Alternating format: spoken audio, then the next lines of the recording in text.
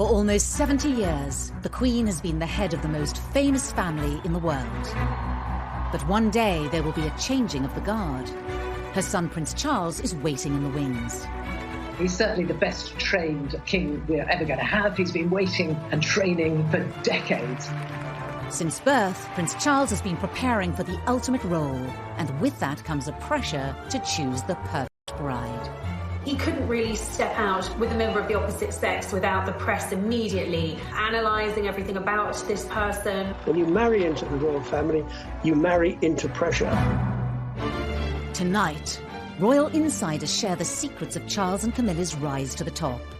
The ups, the downs, and the scandal. There was such public debate and debate within the hierarchy of the church and the government about whether a divorced man could become king. Not only had a future king divorced, he then married his mistress. The secret love that rocked the royal family. The Camilla affair did huge damage to Prince Charles's standing. They no longer trusted him, and many people didn't want him to be the future monarch. But have Charles and Camilla finally won the public's affection? Ladies and gentlemen, I'm going to say a few brief words. It's hard to imagine that when Camilla was the most reviled woman in Britain, that today she is wife of our future king. Once young lovers, now 50 years later, are they ready to rule together? Charles was born very simply to be king. I think he's strong enough and positive enough, with Camilla by his side, to make a very positive, good king. The story, as will be written in the history books, will be a great love story. In 21st century Britain, appearances from Prince Charles and Camilla, the Duchess of Cornwall, are a cause of celebration for many. Charles, the longest-serving heir apparent in history, and Camilla, as his future princess consort, has an integral position in the royal family. Ministers, ladies and gentlemen, welcome to Clarence House, and thank you all very much for coming. But as the royal couple celebrate their 15th wedding anniversary, at the beginning of their relationship, this never seemed like a possibility. Since his birth in 1948, Charles has always been the king in waiting. This was just after World War II, and in terms of the stability of the country and the stability of the monarchy, the birth was seen as a major event. It was a moment for huge celebration because Charles was born very simply to be king. The eldest of 4 siblings, and with the future of the monarchy on his shoulders, Charles had to quickly learn the responsibilities of royal life. Charles didn't spend a lot of time with his mother in the early years. She went off on tour and left the children at home with nannies and governesses. He really wanted to do well at everything, didn't want to put a foot wrong. And I think that must have been really challenging. There's little doubt that his early years and his years at school was a very difficult time for him. He also found that he was a centre of so much attention that made him realise that in his particular position there would always be fascination in everything he did. As the future king grew older, questions began to be asked of who would one day be his queen. There was acute interest in his private life from the start, really. And of course, that forensic press scrutiny was something that continued through the years. Any woman that happened to be on his arm was already listed as the future wife and a future queen. It does bring a lot of pressure. He was a fit guy, he was very intelligent. The girls seemed to like him, but he was, in a way, weighed down by all of these worries of expectations of what was expected not only of him as heir to the throne, but of his future bride. In the early 70s, Charles would make an introduction that would change the course of royal history. Camilla came from a very high society background. She had aristocratic links back through her family, and she had a very kind of privileged high society upbringing. Camilla was engaged to Andrew Parker Bowles. They were going to get married, and then it didn't happen. It was a sort of on-off relationship, and while it was off, Camilla sort of befriended Charles. They clicked immediately. There was a chemistry between the two of them, and really, I think probably Charles fell in love with Camilla from the moment that he met her. In many ways, she did tick the right boxes for a future consort for the Prince of Wales. But did those close to the future king approve? It's fair to say that the senior royals, and certainly the important figures in Charles's life, his mother, his father, and the Queen Mother, who Charles was incredibly close to, he always turned to for advice and would certainly have wanted the seal of approval from. They certainly didn't think that she was suitable future royal bride material. She had a past, and she romanced Andrew Parker Bowles. Parker Bowles had also gone out with Princess Anne. The heir to the throne nearly always was encouraged to go for a wife who was whiter than white, and it was viewed very much that Camilla did have too much of a colourful past. And for Camilla, his royal duties took him away from her and overseas. Charles was in his 20s. He was having to do military service because he's one day going to be commander-in-chief. He then joined the Navy to follow his father, his grandfather, and his two great-grandfathers. And it was very important to him to fulfill that role because that's what's expected of him. With Charles away leading the military life expected of a future king, Camilla moved on. Like a lot of young ladies, they don't like their men disappearing out of their lives. He did disappear out of her life and she married Andrew Parker Bowles. One can only imagine that Charles must have felt pretty crushed by this news. He'd gone away to serve, hoping that Camilla would wait for him. Certainly he thought that the relationship had legs, even if his family didn't. By marrying Andrew Parker Bowles, Camilla was ruling herself out of ever having a royal future. If she'd even entertained the thought of being queen, she would have thought, well, that's it, I'm waving goodbye to that. Because at that point, of course, in the 1970s, there was no way that a divorcee could ever marry a member of the royal family, let alone the heir to the throne. She remained great friends with Prince Charles. Prince Charles was always around at their house. You know, he's a godfather to their first child. He was almost one of the family. By the late 70s, eligible bachelor Charles was approaching 30 years old and still without a future queen by his side. He's getting on a bit, isn't it? About time we got married. The media scrutiny grew. He was seen very much as the action man, and a lot of glamorous women sort of came and went. And, you know, the tabloids began to catch on to the fact that this was a bit of a good story.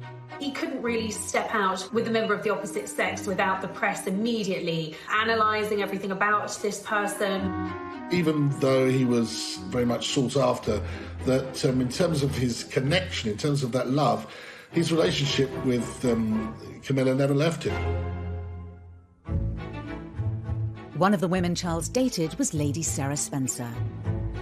An aristocratic family of earls and dukes dating over 500 years and links to Winston Churchill, the Spencer name was an ideal match for a royal prince. Although the relationship with Sarah didn't last, it resulted in Charles meeting her younger sister, Diana. Shortly after the funeral of Lord Mountbatten, he'd been assassinated, Charles had been very, very upset. And Diana said to Charles, I saw you at that funeral and you looked so terribly sad. And he was very touched by this. And there was beautiful young girls showing him attention.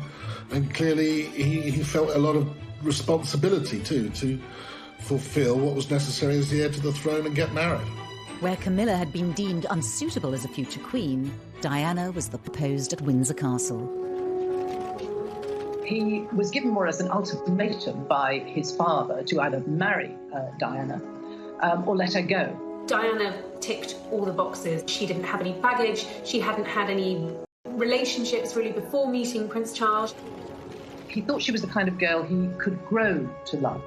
Despite the shortness of their courtship, the palace, press and the public were enamoured by the royal couple. Why have you come here today? To try and get a glimpse of Diana and Charles. Why you say please? Because I think she's just the right person for him.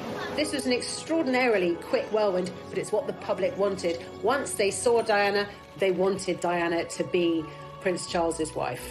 They were about to marry the Prince of Wales, and one day you would, in all likelihood, be Queen. It's a tremendous change for someone, if I may say, of 19 to make all of a sudden, the transition. It is, but I've had a small run out to it all in the last 6 months. And next to Prince Charles and I can't go wrong. He's there with me. I'm amazed that she's been brave enough to take me on. Shockingly, they'd only met a dozen times before they married. They didn't know each other at all. And I suppose in love. Of course. whatever in love means. So. Most of the world thought they were looking at the future King and Queen of Britain. Everybody likes to think when they get married that they're going to be married for life. It's a fairy tale. I saw for myself, they were in love with each other at the beginning, but somewhere along the line, it collapsed.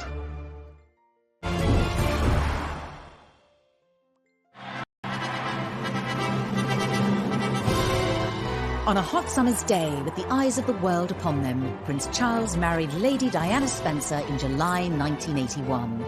The event was watched by 750 million people worldwide.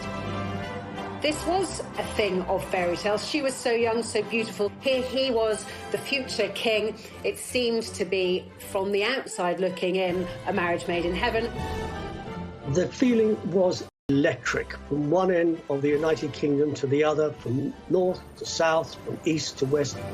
The United Kingdom was granted a national holiday to mark the wedding of the heir to the British throne, who was marrying somebody many thought to be the perfect future queen. They bought the tea towels, they bought the mugs, they turned up outside St Paul's Cathedral, they lined the streets of the Mall, they gathered outside that famous balcony to watch that iconic royal kiss. When the truth was somewhat different. Behind closed doors, marries into the royal family. When you're born into the royal family, you grow up with that pressure. When you marry into the royal family, you marry into pressure. Diana told me much later in one of our private conversations that she had felt like a lamb to the slaughter as she walked up the aisle, which is very sad, but I think she knew that things weren't quite right. And when she saw Camilla in the congregation, was immediately uneasy about it. Most were unaware that Charles and Camilla had remained in close contact. Charles was so close to Camilla that he bought her a bracelet that was engraved with their initials, which Diana found. She was enraged by it. She knew who it was for, and she wanted to know why he was giving this token to Camilla. Camilla's presence was even felt on the couple's 2-week honeymoon, when Charles was spotted wearing a set of personalised cufflinks. Almost unbelievably, Charles wore cufflinks, the C and C, meaning Charles and Camilla. They didn't have anything in common. They didn't seem to be able to talk to each other.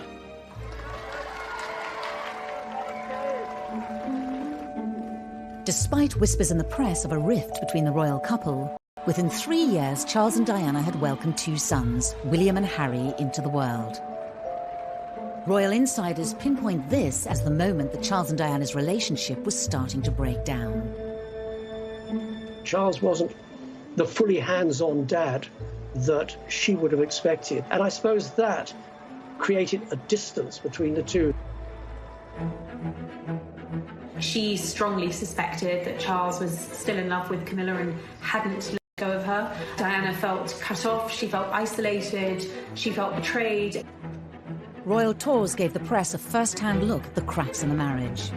Diana had asked Charles to come with her to the Taj Mahal, the Temple of Love. And he'd refused.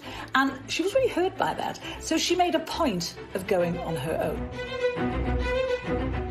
A tour of South Korea in 1992 would prove to be their last overseas engagement as a royal couple. All attention from the British press was focused on any mutual signs of affection being shown between the prince and the princess. They went separately and they left separately, and I think the press really jumped on that and they realised that this was going seriously wrong. But nobody apart from Diana and her intimate circle knew about Camilla at that time. That didn't come until later. Shortly after their return from South Korea, in the year that the Queen dubbed an annus horribilis, Charles and Diana's separation was formally announced by Prime Minister John Major in the House of Commons. To separate. The Queen and the Duke of Edinburgh, though saddened, understand and sympathise with the difficulties that have led to this decision. Charles and Diana were told to continue to carry out royal engagements separately. Diana remained living in Kensington Palace, whilst she also kept her title Princess of Wales. Their Royal Highnesses have no plans to divorce, and their constitutional positions are unaffected. At that stage, bizarrely, they said it doesn't change anything, that she's still destined to be the Queen, which was a bizarre thing to say when you look back at it now. Despite them no longer being a couple, divorce wasn't an option for the heir to the throne. Charles, as the heir to the throne, is the future head of the Church of England. The thought that someone who was going to be head of the Church of England could ever be divorced was complete no-no. The heartbroken public were unaware of the reasons behind the separation of their future king and his queen. What do you think of the news today that she's going to live separately from Prince Charles? She's not. That's the first time I've heard that. First time I've heard that. At that point, there were whispers within the palace, within the press, but nobody really had the full story. But within months of Charles and Diana going their separate ways, leaked phone calls seemed to publicly confirm Camilla's relationship with the future monarch. Tabloid newspaper had somehow managed to get access to conversations between the future king and his lover, Camilla Parker Bowles, which were at best described as intimate, although I'm sure the Queen probably had other choice words for the conversations that were leaked. This, after all, is the future king, someone the nation needs to look up to have the utmost respect for. And here he is, on tape, speaking to his lover, telling her that he wishes he could be a Tampax. The revelations proved devastating for Prince Charles, whose press image had been at an all-time high just a decade earlier. Prince Charles was in Shetland today, doing his best to look as if personal problems were the last thing on his mind, and he avoided all questions about the Camilla Gate tapes. The Charles-Camilla Gate was catastrophic, and it was the beginning of the public's absolute hatred of Camilla, and his standing plummeted as well. People thought he was ridiculous, they thought he was cruel, they deemed them both to be incredibly cruel to have done this to Diana. The leaked tapes were the beginning of a public feud between Charles and Diana, later dubbed the War of the Waleses. Charles and Diana fought each other using friends in the press. This was open warfare. In a rare television interview appearance, Prince Charles sat down with broadcasters. Mrs. Parker Bowles is a great friend of mine. I have a large number of friends. I'm terribly lucky to have so many friends who I think are wonderful and make the whole difference to my life, which would become intolerable otherwise. And she has been a friend for a very long time. During the unprecedented documentary, Prince Charles publicly confirmed for the first time that he'd been unfaithful to Diana. Dickie Arbiter was Prince Charles's press secretary at the time. And I warned them at the time, it would have to be warts and all. You cannot deny anything, you cannot leave anything out, and nothing was left out, because Jonathan Dimbleby asked the Prince of Wales about extramarital relationship. Did you try to be faithful and honourable to your wife when you took on the vow of marriage? Yes, absolutely. And you were? Yes. Until it became irretrievably broken down. He admitted that he had been unfaithful, although he said not until his own marriage had irretrievably broken down, both of us having tried. But that was the headline: Charles admits adultery. To go from a wink, wink, nudge, nudge, such and such member of the royal family has got mistresses on the side or, is having affairs, was quite different to actually hearing from the future monarch, I have been unfaithful to my wife, and my wife is Diana, one of the most popular women on the planet. He was very upset with the negative press, as anybody would be, and it was very negative. It was very vicious. Less than a year later, Diana, still with her Princess of Wales title, retaliated with a revelatory BBC Panorama interview with Martin Bashir. It was an absolute secret. No one knew about this. Very few people within the BBC knew it was happening. I certainly didn't know, as the BBC's royal correspondent, until 24 hours before it was going to go out. In the hour-long interview, Diana laid bare details of her marriage, as well as confirming that Charles had been having an affair with Camilla. Your husband renewed his relationship with Mrs. Camilla Parker Bowles. Were you aware of that? Yes, I was. But I wasn't in a position to do anything about it. A husband who was having a relationship with somebody else? Was a husband who loved someone else, yeah. You really thought that? Mm-hmm. I didn't think that, I knew it.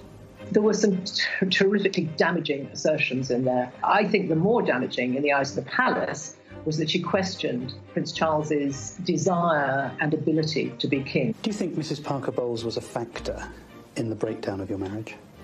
Well, there were 3 of us in this marriage, so it was a bit... After the Panorama interview, and she was very contrite, she was very sorry that she had done it, but why had she done it in the first place? It was all this sort of attacking each other, getting back at each other. The scandal rocked the royal family. This is not what the monarchy is supposed to be about, and it had become a complete soap opera. The Camilla affair did huge damage to Prince Charles's standing amongst his people, amongst his subjects, the British public. They felt that he had acted disgracefully towards Diana. They no longer trusted him, and many, many people didn't want him to be the future monarch. In the midst of the public chaos, Camilla's marriage to Andrew Parker Bowles also came to an end. Up until that point, Andrew was more than happy to let Charles and Camilla's affair go on, providing it was in private. As soon as it came out into the public and he was presented as this injured party, he couldn't let it go on, and the couple filed for divorce. Could Charles's reputation ever recover? Had his affair with Camilla ended all hope of them ever being together? By this stage, of course, there was no prospect of her, realistically, as it was seen at that time, of ever becoming Charles's wife. Charles became very well aware that if he was ever going to regain those things, respect, trust, authority, leadership, it was going to be a slow road back to recovery.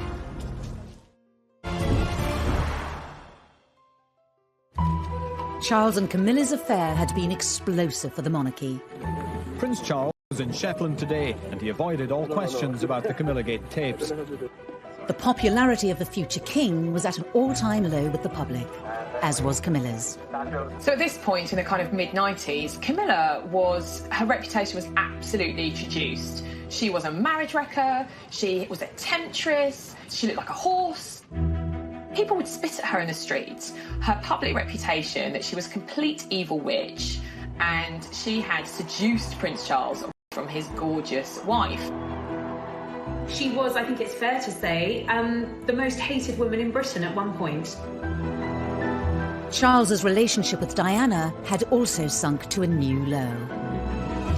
Things just got so toxic, and they really were toxic between Charles and Diana. They couldn't even be in the same room as each other. And I think it was having a really bad effect on William and Harry. The marriage problems of Charles and Diana have cast a shadow over the royal family. Now the Queen has decided to bring the whole issue to a head by advising them to divorce. There's no doubt at all that as Supreme Governor of the Church of England, the Queen certainly did not welcome the prospect of divorce. But since there was such enmity between the couple, there was absolutely no choice. HRH the Prince of Wales versus HRH the Princess of Wales. This was unprecedented. Of course, Charles, as a future king, is going to be the head of the Church of England. The Church of England does not condone divorce. So this was damaging for the royal family. With all these revelations, with all the press speculation and coverage of a bitter divorce between the couple, no one would ever think of Prince Charles as the next king. He was widely considered unfit to be the next monarch of Great Britain. Charles's position as the future king looked precarious, and his relationship with Camilla was damaging his standing within his own family. He had been so determined to stick by Camilla, to keep her in his life, that he'd alienated not just the public, but many members of his own family too. The Queen did not want the pair of them to be together. She had said time and time again she wanted the relationship to be over. During this difficult time, there was only one person he could turn to and truly confide in. While Camilla was absolutely reviled in England, hated by a lot of people, to Charles, she was his absolute pillar of strength. You know, she was his rock, and really, she was everything to him. Charles was determined to continue his relationship with Camilla and one day make her his future queen. Anyone close to the Prince of Wales, and that included his mother, knew that when it came to Camilla, she was non-negotiable, and Charles made that very clear from the outset. He hadn't gone through everything he'd been through, the public humiliation, the admitting of adultery, not to be with Camilla at the very end of it all. When Camilla divorced and Charles was divorced, it kind of opened up the possibility of the two of them getting together, but both of them being very sensible people and grown up, realised that this would not be a walk in the park. They would have to do it very gently to ease Camilla into society. If Charles was to keep his throne and one day end up with the woman he loved, he would have to improve his public image and regain their respect.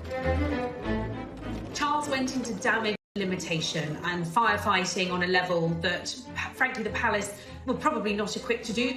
Charles employed Mark Bolland, a very seasoned and experienced PR professional, to rehabilitate his and Camilla's image. One of the ways he did that was he absolutely befriended all the newspaper editors, he befriended all the newspaper owners, and he gave those editors stories, favourable stories about Charles, about Camilla. And he would feed us little bits of information. He would tell us what Camilla was up to, what Charles was up to, what his feelings were about Camilla.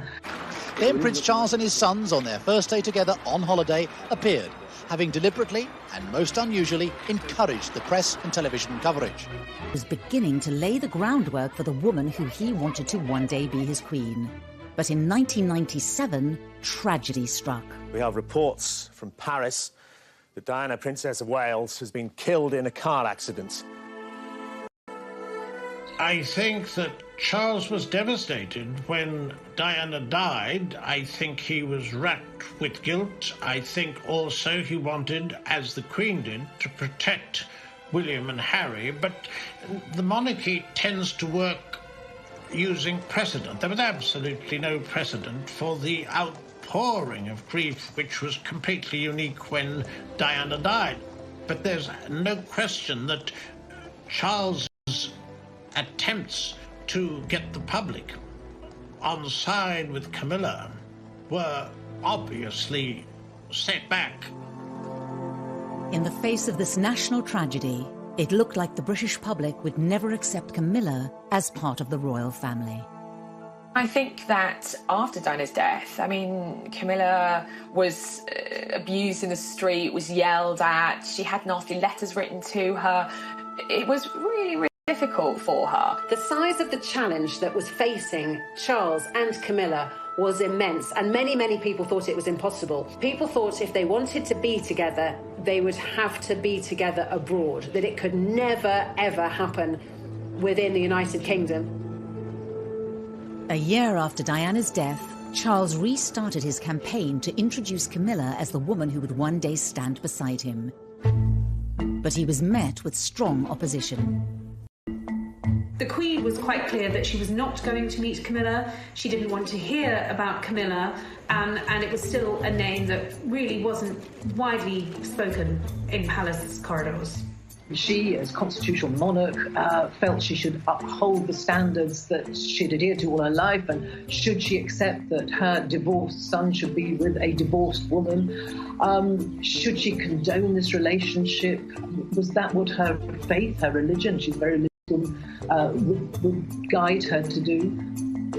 The Queen may have been having doubts, but on Charles's staff, it was decided that they needed to forge ahead with introducing Camilla to the great British public and bring her out into the open as Charles's partner. There was an attempt to do it at the wedding of Santa Palmer Tompkinson, and her mum, Patty, was Camilla's best friend. So they were going to try and be together there, but that couldn't happen either because they decided they would upstage the bride, and that wasn't fair. There had been suggestions that the Prince and Camilla Parker Bowles would take the opportunity to go public with their relationship, but she joined other guests well before him, looking relaxed and... The couple were invited to the birthday party of Camilla's sister Annabelle, to be held at the Ritz Hotel in London. It was seen as the right opportunity to give the British public their first glimpse of Charles with his future consort Camilla by his side. It was dubbed Operation Ritz. I remember being in the newsroom, and it was a cold day in January, and rumours started to knock about that something was going to happen down at the Ritz, and that maybe we were going to get sight of Charles and Camilla together for the first time. Mark Boland was giving sort of the nod and the wink that actually we ought to get our ladders down there. So I said to the news desk, right, get the ladder down there. Well, there were 200 cameras there, I think. Charles and Camilla emerged. She wearing a very neat little black coat, and I remember she had a beautiful choker on at the time, and they stood and they posed for photographs, and those photographs went around the world, and that was the beginning of trying to get the public to like them. Of course, it's only a picture, but last night's coming out was symbolic. Whatever people think about Camilla and Charles, they're telling the world we're a couple, and you better accept it. This was a big statement. Camilla was going to have some sort of formal role in the future, because there she was on the arm of Prince Charles, very officially his date for the evening. This really felt like a turn in the road. Suddenly, Camilla wasn't just Charles's mistress. Now she was his companion. Now the press had their first picture of them, it was down to the Queen to give the relationship the seal of approval. In 2000, she agreed to attend a birthday party for King Constantine of Greece, to be held at Charles's home, Highgrove. So on the guest list was Camilla. It seems Camilla's friendship with King Constantine of Greece, seen here at his daughter's wedding, was crucial to her inclusion on the guest list for his 60th birthday party today. The Queen, it seems, made a very deliberate decision to attend. As the press officers in the royal family are very frequently reminding me that, Emily, private things remain private. Sometimes private things do not remain private when they want to send a message. And at that particular point, they wanted to show, or at least Charles wanted to show, Camilla had got the ultimate seal of approval from his mother, the head of state, the Queen. The Queen knew that if she met Camilla in a formal or semi-formal capacity, it would be a really, really big deal. Buckingham Palace are playing down the importance of today's meeting, but for Charles and Camilla, it is a milestone. The heir to the throne's long-term companion, now accepted in royal circles. The Queen, of course, would have preferred Charles not to have divorced. She would have preferred him not to have admitted adultery or not to have committed adultery. But she is quite a wasn't going to go anywhere. And I think the Queen then thought, well, we might as well get on with this, and she might as well be welcomed into the family. The meeting with the Queen was absolutely fundamental in the turning point of the public accepting Camilla, because the feeling was, certainly among Charles and his advisors, that if the Queen could accept Camilla and could welcome her into the family, then the public could welcome Camilla too. And that really paved the way for a change in attitude among the public. By the end of the millennium, Charles's popularity had bounced back. But there was still a long way to go for Camilla to be accepted as Charles's future queen.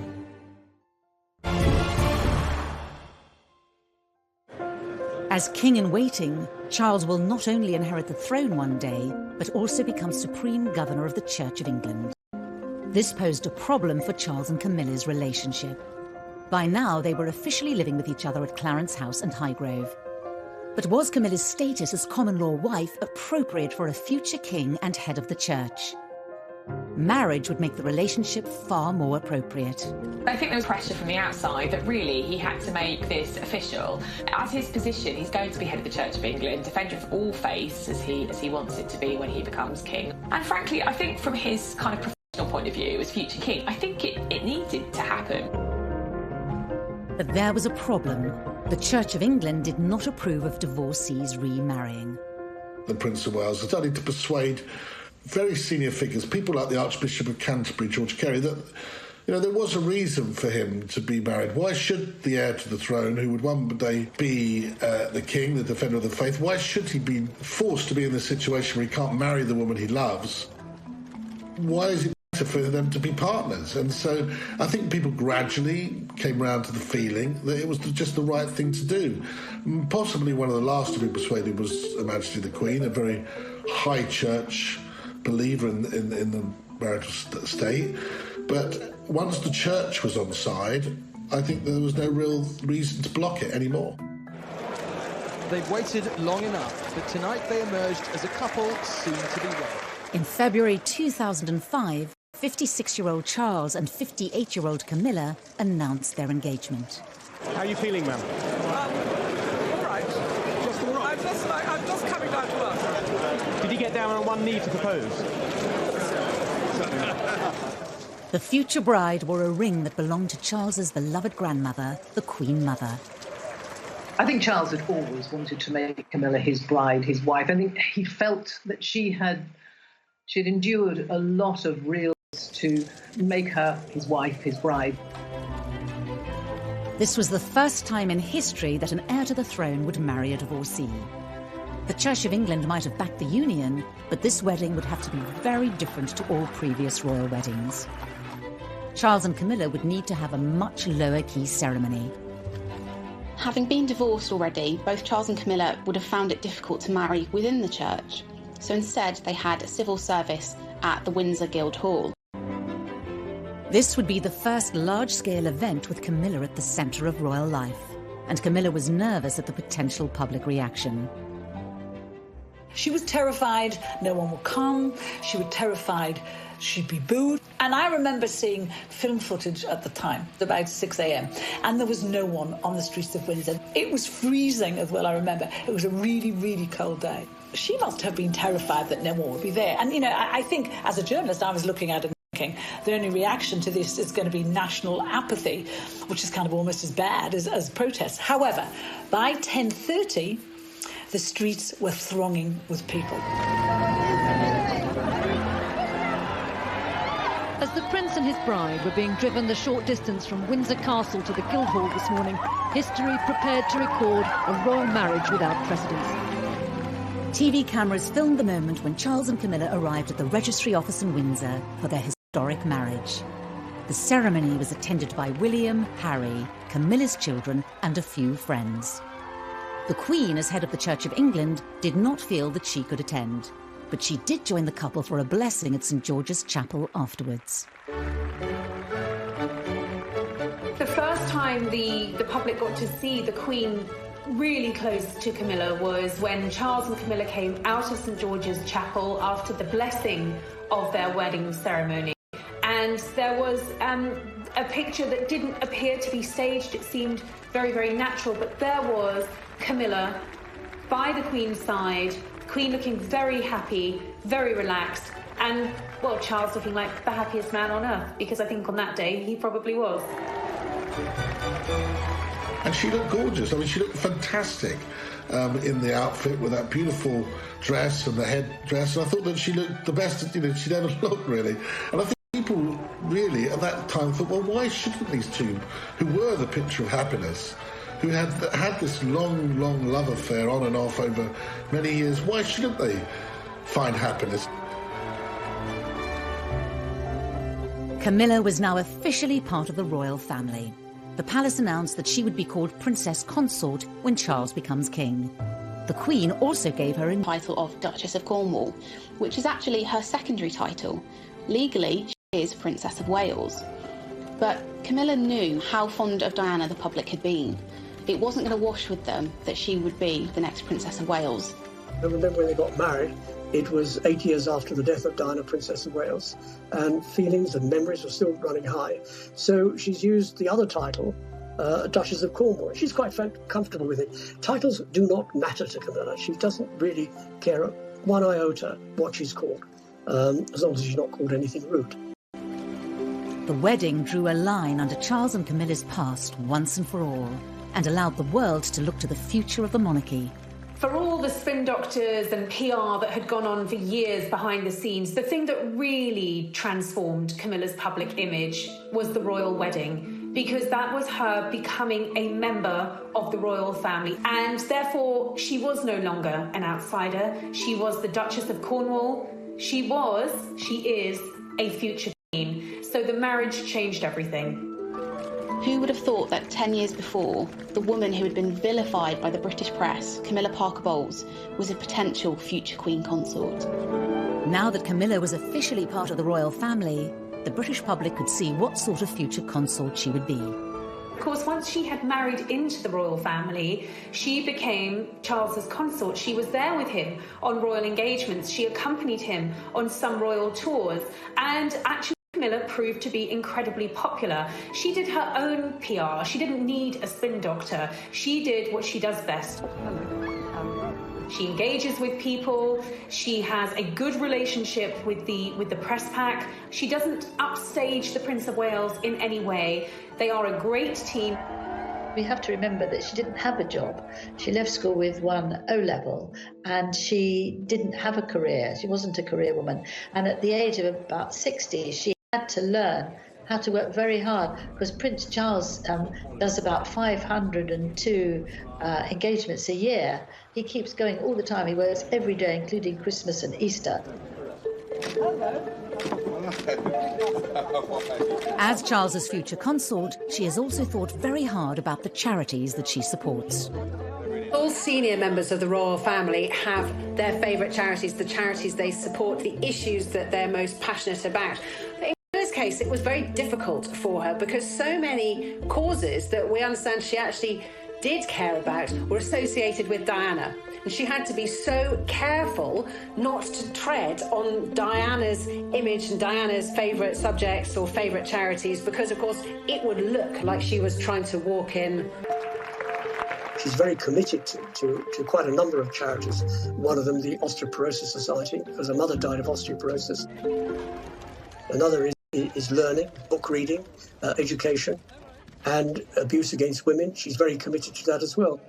Now, the purpose of asking you all here today is to try and form a united front to help victims of rape and sexual abuse. I think Camilla is clearly very passionate about the domestic abuse agenda and about making sure that what influence she has, that she has this platform given to her as a senior member of the royal family, that she's not going to waste it and she's not going to throw it away. And I think a lot of people will admire her for that. As the wife of the heir to the throne, Camilla's image has radically changed. We saw a bit of a makeover ahead of the royal wedding. She lightened her hair, she clearly had a lot of work done on her skin. She was radiant, she stopped smoking, all of these things to please Charles. And her sense of style changed too. Now we were seeing her in far more regal attire, experimenting with beautiful dress codes. She's a great lover of hats. She really wears hats well. We saw her coming out in jewellery from the royal collection. So really emerging as a royal. As Duchess of Cornwall, she suddenly began to scrub up pretty well. And she wore some beautiful clothes. And she's adopted a style which she wears quite pale clothes, which suits her as she grows older. And she's very smart. I dare say behind doors, she probably actually still puts on a pair of wellies and some smelly old jeans and really enjoys dressing down. But she also dresses up very well indeed now. Over the past 2 decades, Camilla's relationship with the Queen has also transformed. Of course, it was a slow burn, and I think that they obviously had to build their relationship. They had to develop that. They have a shared love of horses. They're both outdoorsy. They're both country ladies. It's interesting that when you see Camilla with the royal family, she seems very much at the heart of it. When you see her with the Queen, and they're always giggling, the pair of them, they seem to have a lot in common. And it's just interesting how we've gone from the Queen not wanting her, even as back as 1970, she didn't want her because she was a bit of a gal. And it's precisely because of that now, because she's a bit of a gal, because she's good fun, that the Queen wants her around. At the Queen's Diamond Jubilee, the country celebrated 60 years of the Queen's reign. But it was also an opportunity to clearly show where Camilla was in the royal family's pecking order. When the Queen decided to put playing, this is Charles's wife, she will one day take my place, and she is the future of the British royal family. And that marked such a turning point from the woman who'd had bread rolls pelted at her in the supermarket as the wicked mistress of the heir to the throne. Of course, it's a terrible cliche to say that a picture paints 1,000 words, but that image tells you that Camilla has come in from the cold. That was a very, very big moment for Camilla.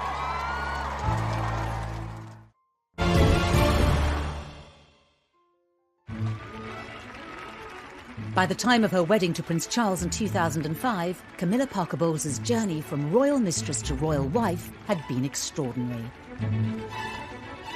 Labelled a marriage breaker by the press and reviled in public, she had fought hard to win her place next to Prince Charles. Whatever people think about Camilla and Charles, they're telling the world we're a couple.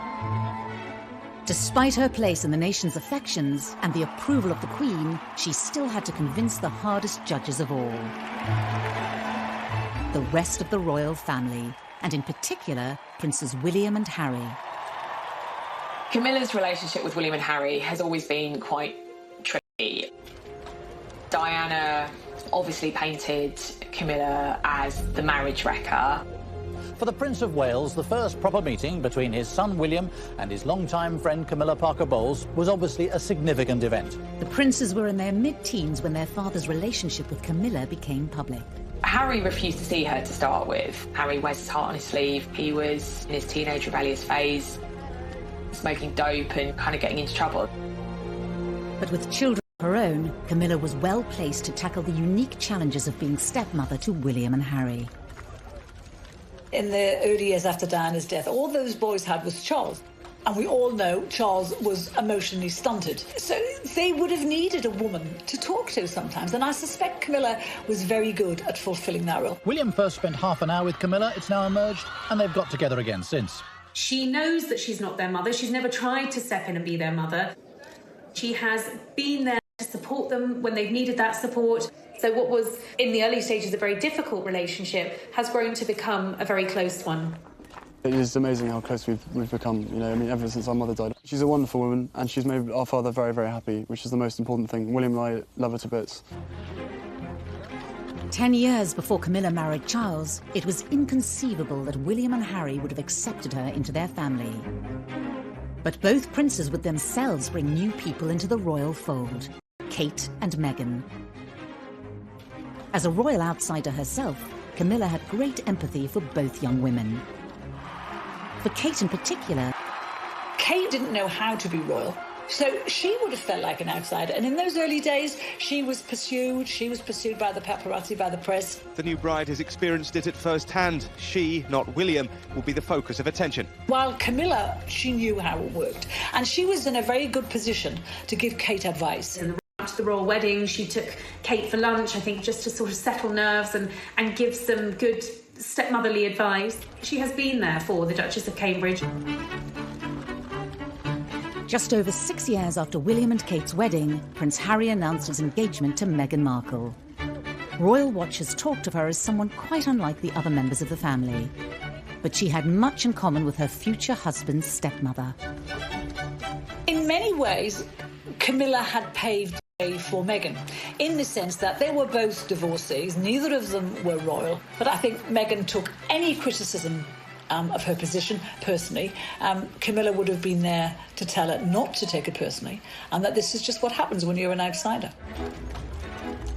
Throughout her life with Charles, Camilla has always maintained an upbeat public persona in the face of criticism. It's a quality that has rubbed off on Charles. As he edges closer to the throne, Camilla has transformed the way he engages with the public and approaches his duties. I think it's very clear when you look at Charles and Camilla over the last 15 years what a difference she has made to his persona, to his outlook, to his demeanour. We don't want to laugh. He's just clearly a much happier person now. He's relaxed a bit. In 2017, on a trip to Canada, Charles and Camilla visited native communities. One of the things laid on was this Inuit couple who were throat singing. And it sounded very much like two people having sex. Charles and Camilla were tickled pink by this. They were giggling like a couple of teenagers. And that would never have happened 20 years ago. Charles was a very serious, not a very humorous man. She lights up his life. She understands his moods. She understands how to get him out of those moods. She knows what makes him laugh. He loved that she was fun. Camilla has played a large part in softening Charles's public image during his long march to the throne. The awkward young man who blushed before the cameras. How you feel today, both of you? A confident public figure through the influence of his second wife. I think that Prince Charles would say that Camilla had been the making of him. I think she would be very modest about it and say absolutely not at all. But there may be one area of Charles's public activity which Camilla is powerless to change. His now infamous so-called political meddling. The results of human activity warm even this remote ocean. He has been outspoken on many issues in the past, and some of which have landed him in hot water. In 1984, at a prize-giving dinner for the Royal Institute of British Architects, Charles denounced a proposed extension to the National Gallery. What is proposed seems to me like a monstrous carbuncle on the face of a much loved and elegant phrase. Ever since, Charles has been accused of voicing opinions on areas of British life that some claim he has no right to be involved in. Patients should be able to gain the benefit of the best of both worlds, complementary and orthodox. In 2015, The Guardian newspaper revealed letters written by Charles to cabinet members over policy issues close to his heart. We know he cares about the environment and architecture, genetic engineering, all these things that mean a lot to him. And he's not afraid of controversy. The environment is full of uncertainty. We have made it into a rubbish dump. But he's writing the sort of letters with questions that you and I might ask. We won't get the answer, but he'll get the answer. As Prince of Wales, Charles's outspokenness has been tolerated. But when he takes the throne as Charles III, will it continue? The monarch is not supposed to get involved with politics. It'll be interesting to see how Charles handles this, because he's not used to taking a step back. I think we will see him being proactive and possibly even political, with a small p. But I think it does give us an indication that Charles is going to be a hands-on king. But, you know, the monarchy changes all the time. Maybe he will be allowed to do that if he ever gets to be king. As Charles stands poised to become king, Britain is braced for a different, more political kind of monarchy. But the question remains, when will he take the throne? And when his 71-year wait ends, will Camilla take the title of Queen?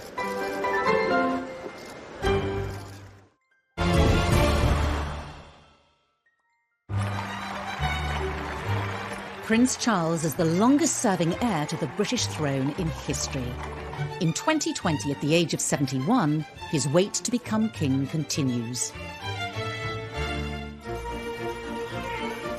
Yet with Prince Philip, the Queen's greatest supporter, the centre of royal power for Charles to fill. Prince Charles has stepped in where Prince Philip would have been.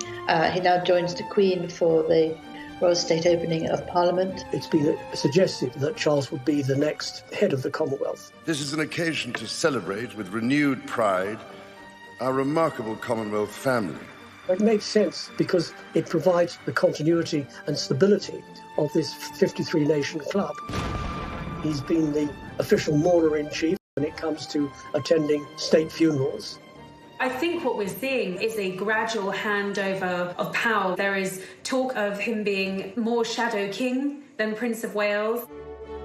After so long on the sidelines, Charles is now on the cusp of stepping onto the British throne, with Camilla firmly by his side. But what kind of leadership style will we see under Charles? I think he's strong enough and positive enough, with Camilla by his side, to make a very positive, good king for our times, whatever kind of times we have. Because of Brexit, because of divisions within the country, Prince Charles is going to have to heal a divided nation and try to make it a united nation. After contracting coronavirus in March 2020, Charles gave a message to the nation, offering solidarity with others affected by the greatest health crisis in a generation. It hinted at what we may see when, as king, he is called upon to speak in times of crisis. None of us can say when this will end, but end it will. Until it does, let us try and live with hope and, with faith in ourselves and each other, look forward to better times to come. Only 2 days after this message, Charles opened the fast-tracked Nightingale Hospital, specially built in London's XL Centre to cope with coronavirus patients. In this dark time, this place will be a shining light. Alongside the Queen's historic address to the nation during the pandemic, Charles's message demonstrated the power of the monarchy to unite in troubled times. As the Queen ages into her 90s, we may see Charles speaking directly to the nation more and more. It has led to speculation that she could hand the throne to him early, effectively abdicating. Abdication Still quite a dirty word in royal circles. I don't think she will contemplate abdication unless forced to do so by ill health. The Royal Navy's greatest battleship had been chosen for the voyage to the Cape. When the Queen famously made her address to the nation in South Africa in her 20s, she swore she would be Queen for the rest of her life. I declare before you all that my whole life, whether it belong of our great imperial family, to which we all belong. The vows that she made on her 21st birthday to serve until she takes her last breath, I think those vows are as true to her now as they were then. The last time a monarch abdicated was in 1936, when Edward VIII stepped down so he could marry American socialite Wallis Simpson. As a divorcee, the morality of that era made her an unacceptable bride for the king. But 60 years later, Britain was more accommodating of Charles and Camilla, both divorced from previous marriages. Abdication may not be palatable to the palace or the public, but further back in royal history is an example of another way that power could be handed over to Charles.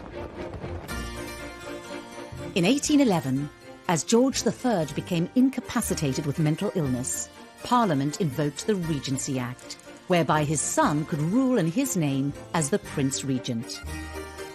The Regency Act remains at the disposal of any reigning monarch. The Regency Act means that she still retains the title, but the next in line, i.e. Prince Charles, will do all the duties for her. I don't believe for a moment that there will be a Regency Act invoked unless there is a serious illness that prevents the Queen from carrying out her duties. There are no signs of that. However it may happen, the rule of Charles III edges ever closer, with Camilla destined to be by the king's side.